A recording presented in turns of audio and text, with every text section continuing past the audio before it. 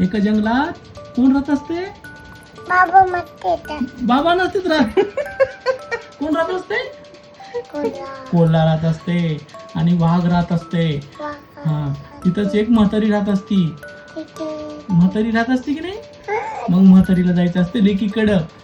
ती जंगलात जाती. जंगलात तिला कोण भेटते? कसं म्हणते? कान टाकतो मी. ती काय म्हणती?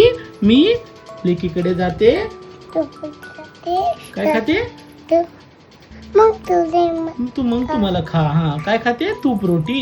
हा, मग ती पुढे जाती. मग तिला कोण भेटते? वाघ. कसं करते?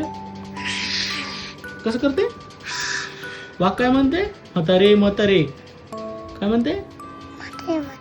मी कान टाकतो. हा, मग म्हातारी काय म्हणती? मला नको खाऊ. मी काय करते? मी काय करते? लेकीकडे जाते. लाडू लाडू तूप रोटी आणि मोठी होते. मग तुम्हाला मग म्हातारी लेकीकडे जाती आणि लेकीकडे जाऊन काय खाती? लाडू. मोठा लाडू खाती. हा, आणि मग परत येताना ती कशात बसती?